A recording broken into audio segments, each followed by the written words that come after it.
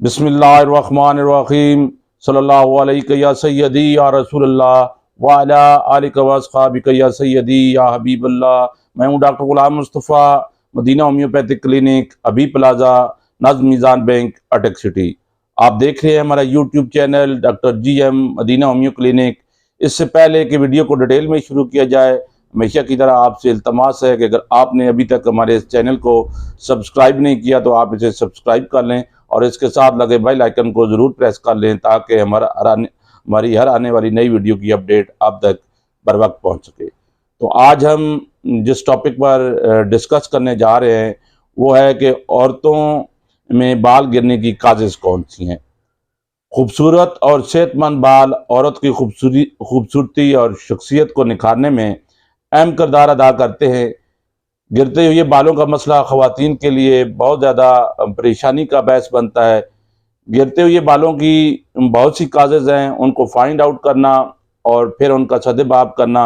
बहुत ज़रूरी है ताकि बाल लंबे, घने, दिलकश और सेहतमंद होकर शख्सियत को मज़ीद निखार सकें। तो उन काजेज़ को डिस्कस करते हैं जो बाल गिरने का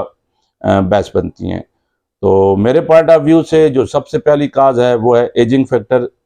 गुजरती हुई उम्र के साथ साथ बाल जो है वो गिरना शुरू हो जाते हैं। ख़ास तौर पर ये नोट किया गया है कि जब ख़वातीन की एज 45 टू 50 के करीब पहुंचती है या इससे अबव होती है तो फिर बाल करना शुरू हो जाते हैं।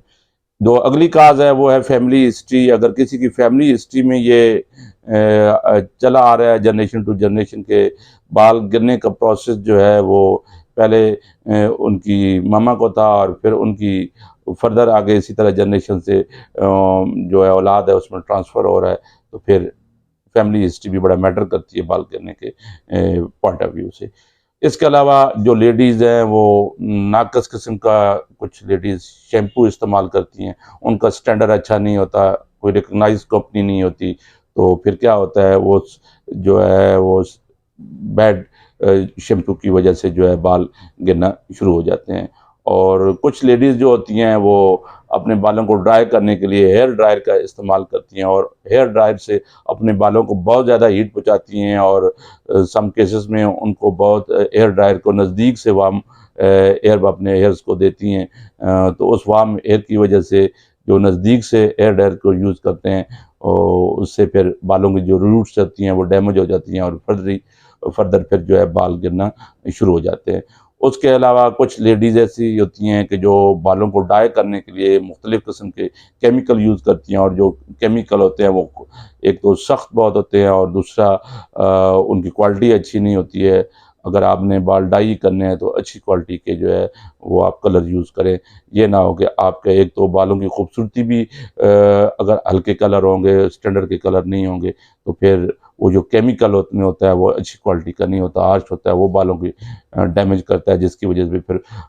फर्दर फिर जो है बालों में हेयर लॉस शुरू हो जाता है। इसके अलावा जो लेडीज़ में हार्मोनल चेंजेस आती हैं उसकी वजह से भी बाल गिरना शुरू हो जाते हैं। स्पेशली ये नोट किया गया है जब प्रेगनेंसी का पीरियड हो या कुछ लेडीज़ में पॉलीसिस्टिक ओवरी सिंड्रोम हो जिसको हम PCOS भी कहते हैं, या थायराइड की प्रॉब्लम में ऐसा नोट किया गया है, या कुछ ladies birth control pills use करती हैं। ऐसे केसेस में भी जब हार्मोनल चेंजेस आती हैं तो फिर भी बाल गिरना शुरू हो जाते हैं। मेनोपॉज का पीरियड जो होता है उसमें जो एस्ट्रोजन होता है वो कम हो जाता है, इस वजह से भी जो है वो बाल गिरना शुरू हो जाते हैं। और डैंड्रफ खुश्की जो है अगर सर में ज़्यादा रहती है तो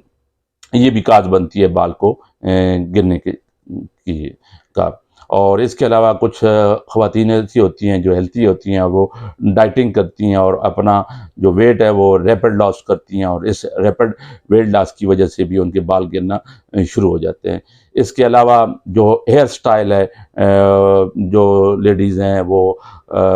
मुख्तलिफ़ किस्म के बालों में हेयर स्टाइल बनाती हैं जिसमें कुछ स्टाइल में पोनी बाती है और कुछ में नॉट्स लगाए जाते हैं और ये इतने टाइट होते हैं स्किन से, सर के बालों को इतना टाइट और हेयर स्टाइल में रखा जाता है कि बाल की जो आखिर लास्ट पे जो आपकी रूट्स होती हैं वो डैमेज होती हैं और फिर क्या होता है आफ्टर सम टाइम जो है वो स्किन टाइट होने की वजह से और हेयर स्टाइल की वजह से बाल जो है वो गिरना शुरू हो जाते हैं। और कुछ केसेस में जो ऑटोइम्यून स्किन डिजीज़ है लाइक सोराइसिस जो आपके हेड में होती है और वो फिर बालों को फर्दर जो है वो गिरने का बायस बनती रहती है। इसके अलावा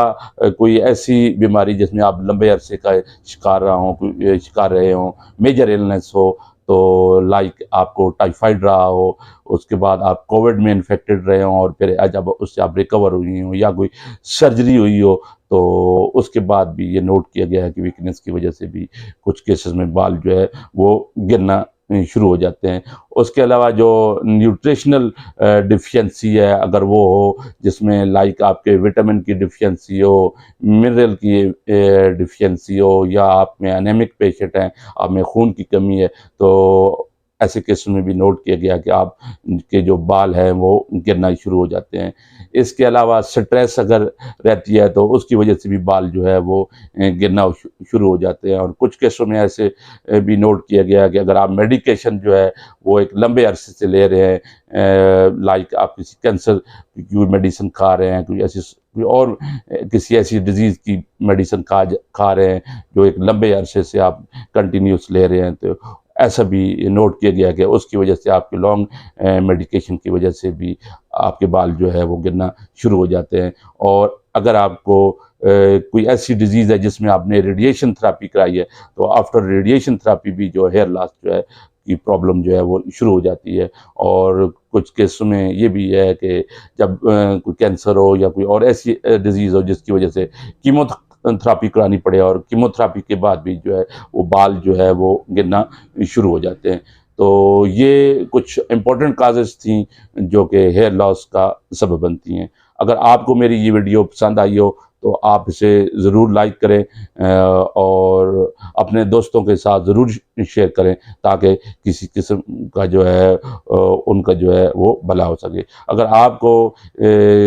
हेयर लॉस के मुतालिक किसी किस्म का भी कोई क्वेश्चन हो तो आप कमेंट सेक्शन में जो है वो कमेंट करके मुझसे इसका सॉल्यूशन पूछ सकते हैं। Thanks for watching for this videos.